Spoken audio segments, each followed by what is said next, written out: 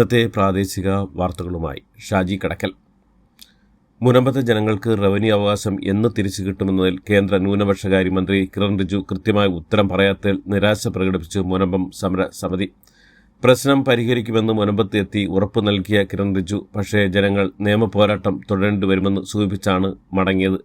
മന്ത്രി വ്യക്തമായ പ്രഖ്യാപനം നടത്തുന്നതിൽ നിരാശയുണ്ടെങ്കിലും പ്രതീക്ഷ കൈവിട്ടിട്ടില്ല എന്നായിരുന്നു മുനമ്പം സമരസമിതിയുടെ പ്രതികരണം. മുനമ്പം സന്ദർശനം നടത്തിയ കേന്ദ്രമന്ത്രിയിൽ നിന്ന് വലിയൊരു പ്രഖ്യാപനം പ്രതീക്ഷിച്ചിരുന്നുവെന്നും എന്നാൽ അതുണ്ടായില്ലെന്നും മുനമ്പം സമരസമിതി രക്ഷാധികാരി ഫാദർ ആന്റണി സേവ്യർ വഖഫ് നിയമത്തിന്റെ ഡ്രാഫ്റ്റ് പൂർത്തിയായിക്കൊണ്ടിരിക്കുകയാണെന്നും അതിനായി കുറച്ച് സമയം കൂടി അനുവദിക്കണമെന്നുമാണ് മന്ത്രി പറഞ്ഞതെന്നും ഫാദർ ആന്റണി സേവ്യർ മാധ്യമങ്ങളോട് പ്രതികരിച്ചു. വഖഫ് നിയമവും മുനമ്പവും തമ്മിൽ ബന്ധമില്ലെന്ന് കേന്ദ്രമന്ത്രി കിരൺ റിജിജു സമ്മതിച്ചതോടെ മുനമ്പം ഭൂമി വിഷയത്തിൽ കേന്ദ്രത്തിന്റെ കള്ളി വിളിച്ചതായെന്ന് മുസ്ലിം ലീഗ് നേതാവ് പി കെ കുഞ്ഞാലിക്കുട്ടി. മുനമ്പം സമരസമിതി അടക്കം BJP വഞ്ചിച്ചുവെന്നും പ്രശ്നം പരിഹരിക്കാൻ സംസ്ഥാന സർക്കാർ മുൻകൈ എടുക്കണമെന്നും കുഞ്ഞാലിക്കുട്ടി ആവശ്യപ്പെട്ടു. വഖഫിൽ പാസായാൽ മുനമ്പം പ്രശ്നം പരിഹരിക്കപ്പെട്ടില്ലെന്ന UDF നിലപാട് കേന്ദ്രമന്ത്രി കിരൺ റിജിജുവും ശരിവെച്ചെന്ന് പ്രതിപക്ഷ VD സതീശൻ. മുനമ്പത്തെ സംബന്ധിച്ചോളം ഒരിക്കലും അവസാനിക്കാത്ത നിയമ പോരാട്ടങ്ങൾക്ക് വാതിൽ തുറന്നിടുന്നതാണ് വഖഫ് ഭേദഗതി ബില്ലെന്നും പ്രശ്ന പരിഹാര സാധ്യത തെളിഞ്ഞു വന്നപ്പോൾ സംസ്ഥാന സർക്കാർ തന്നെ അത് അട്ടിമറിക്കുകയായിരുന്നുവെന്നും രണ്ട് സമുദായങ്ങളെ തമ്മിലടുപ്പിച്ച് രാഷ്ട്രീയ ലാഭം കാത്തിരിക്കുകയാണെന്നും BJP എന്നും അദ്ദേഹം ആരംഭിച്ചു. മുനമ്പത്തെ ഭൂമി പ്രശ്നം പരിഹരിക്കുമെന്ന് കേന്ദ്ര മന്ത്രി കിരൺ റിജിജു മുനമ്പം ജനതയുടെ റവന്യൂ അവകാശം തിരികെ നൽകുമെന്നും കേന്ദ്രമന്ത്രി പറഞ്ഞു. പ്രശ്നം പരിഹരിച്ച ശേഷം വീണ്ടും മുനമ്പത്ത് വരുമെന്നും കിരൺ റിജിജു കൂട്ടിച്ചേർത്തു. എല്ലാവർക്കും തുല്യ നീതി ഉറപ്പാക്കാനാണ് ശ്രമിക്കുന്നതെന്നും പ്രതിപക്ഷം നടത്തുന്ന രാഷ്ട്രീയ നാടകങ്ങൾ വീഴരുതെന്നും അദ്ദേഹം പറഞ്ഞു. തനിക്കെതിരെയുള്ള CBI അന്വേഷണ ഉത്തരവിൽ ഗൂഢാലോചന അന്വേഷിക്കണമെന്നാവശ്യപ്പെട്ട് മുഖ്യമന്ത്രിയുടെ ചീഫ് പ്രിൻസിപ്പൽ സെക്രട്ടറിയും KP CEO-യുമായ KE എബ്രഹാം മുഖ്യമന്ത്രിക്ക് കത്ത് നൽകി. IPS ഉദ്യോഗസ്ഥരുടെ നേതൃത്വത്തിലുള്ള സംഘം അന്വേഷിക്കണമെന്നാണ് ആവശ്യം. പരാതിക്കാരൻ ജോമോൻ പുത്തമ്പരയ്ക്കൽ തനിക്കെതിരെ ഗൂഢാലോചന നടത്തിയെന്നും ജോമോനൊപ്പം രണ്ടുപേർക്ക് കൂടി ഗൂഢാലോചനയിൽ പങ്കിട്ടെന്ന ഗുരുതര ആരോപണം KM എബ്രഹാം ഉയർത്തി. കണ്ണൂർ CPM ജില്ലാ സെക്രട്ടറിയായ മുൻ രാജ്യസഭാ MP KK രാഗേഷിനെ തെരഞ്ഞെടുത്തത് പിന്നാലെ അഭിനന്ദന പോസ്റ്റുമായി ദിവ്യ S. അയ്യർ IAS. കർണന് പോലും അസൂയ തോന്നും വിധമുള്ളതാണ് KKRന്റെ കവചമെന്നാണ് ദിവ്യ ഇൻസ്റ്റാഗ്രാമിൽ കുറിച്ചത്. മുഖ്യമന്ത്രി പിണറായി വിജയനൊപ്പമുള്ള രാഗേഷിന്റെ ചിത്രവും പോസ്റ്റ് ചെയ്തിട്ടുമുണ്ട്. CPM കണ്ണൂർ ജില്ലാ സെക്രട്ടറിയായി തിരഞ്ഞെടുക്കപ്പെട്ട KK രാഗേഷിനെ പുകഴ്ത്തി ദിവ്യ S. അയ്യർ IASനെ വിമർശിച്ച് യൂത്ത് കോൺഗ്രസ്. AK സെന്ററിൽ നല്ല ശമ്പളം വാങ്ങുന്നതെങ്കിലും ഓർക്കണമെന്നും യൂത്ത് കോൺഗ്രസ് കണ്ണൂർ ജില്ലാ പ്രസിഡന്റ് വിജിൽ മോഹൻ വിമർശിച്ചു. മാർക്സിസ്റ്റ് പാർട്ടി നേതാക്കന്മാരുടെ വിദൂഷകയായി മാറുകയാണ് ദിവ്യ S. അയ്യരെന്ന് വിജിൽ മോഹൻ കുറ്റപ്പെടുത്തി. CPM കണ്ണൂർ ജില്ലാ സെക്രട്ടറിയായി തിരഞ്ഞെടുക്കപ്പെട്ട KK രാഗേഷിനെ പുകഴ്ത്തിയ സംഭവത്തിൽ കൈപ്പേറിയ പ്രതികരണം നേരിട്ടത് ചില മനുഷ്യരുടെ നന്മകൾ ലോകത്തോട് വിളിച്ചു പറഞ്ഞതിനാണെന്ന് ദിവ്യ S. അയ്യർ. സ്വന്തം അനുഭവത്തിലും ഉത്തമ ബോധത്തിലുമുള്ള കാര്യങ്ങളാണ് പറഞ്ഞതെന്നും ഈ ലോകം എത്ര വിചിത്രമെന്ന് ചിന്തിച്ചു പോകുന്നുവെന്നും ദിവ്യ S. അയ്യർ പറഞ്ഞു.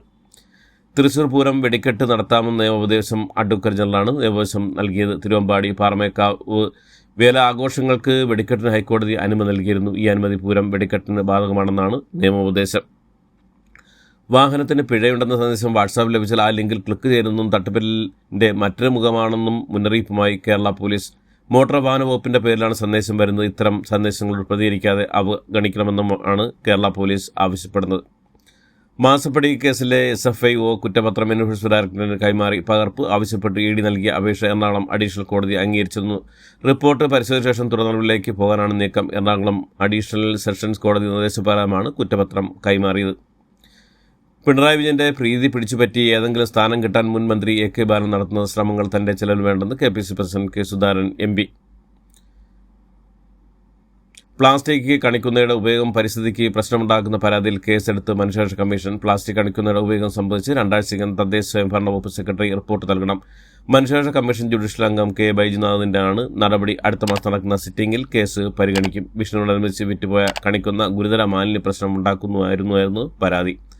കോവിഡ് ബാധ ചികിത്സ തേടിയപ്പോൾ ആരോഗ്യ ഇൻഷുറൻസ് ക്ലെയിം നിശ്ചയിച്ച കമ്പനി നഷ്ടപരിഹാരം നൽകണമെന്ന് ഉപഭോക്തൃ കോടതി ഉത്തരവ്. എറണാകുളം ആലുവ സ്വദേശി ബിർള ഹെൽത്ത് ഇൻഷുറൻസ് കമ്പനിക്കെതിരെ സമർപ്പിച്ച പരാതിയിലാണ് ഉത്തരവ്. എറണാകുളം ജില്ലാ ഉപഭോക്താക്ക പരിഹാര കമ്മീഷനാണ് കേസ് തീർപ്പാക്കിയത്. തൃശൂർ തിരൂർ സഹകരണ ബാങ്കിൽ പെട്രോളുമായി സ്ത്രീയുടെ പ്രതിഷേധം. ബാങ്ക് ലേലത്തിൽ സ്ഥലം വിറ്റ ശേഷം ലഭിച്ച അധിക തുക നൽകാത്തതിലാണ് പോട്ടാർ സ്വദേശിയായ സരസ്വതി ആത്മഹത്യാ ഭീഷണി മുഴക്കിയത്.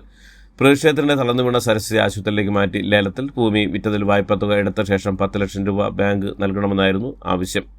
കൊല്ലം കരുനാഗപ്പള്ളിയിൽ തീ കൊളുത്തി ആത്മഹത്യ ശ്രമിച്ച സംഭവത്തിൽ അമ്മയ്ക്ക് പിന്നിൽ 2 പെൺകുഞ്ഞുങ്ങളും മരിച്ചു. കുലശേഖരപുരം മാമൂടിന് സമയം വാടകയ്ക്ക് താമസിക്കുന്ന ആദിനാട് സൗത്ത് പുത്തൻവീട്ടിൽ ഗിരീഷാനന്ദൻ്റെ ഭാര്യ താര ജി കൃഷ്ണൻ, മക്കളായ അനാമിക, ആത്മിക എന്നിവരാണ് മരിച്ചത്. മക്കളെ തീ കൊളുത്തിയ ശേഷം അമ്മ ആത്മഹത്യയ്ക്ക് ശ്രമിക്കുകയായിരുന്നു. കുടുംബ പ്രശ്നമാണ് ആത്മഹത്യാ ശ്രമത്തിൻ്റെ കാരണമെന്നാണ് പോലീസിൻ്റെ പ്രാഥമിക നിഗമനം.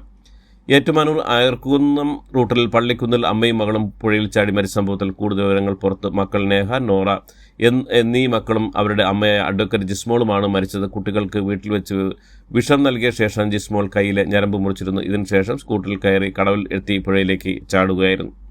ചോറ്റാനിക്കലിൽ 4 വയസ്സുകാരിയെ ക്രൂരമായി കൊലപ്പെടുത്തിയ കേസിൽ അമ്മയുടെ കാമുകന്റെ ശിക്ഷ കുറച്ച കേരള ഹൈക്കോടതി നടപടിക്കെതിരെ സംസ്ഥാന സർക്കാർ നൽകിയ അപ്പീൽ സുപ്രീംകോടതി നോട്ടീസ്.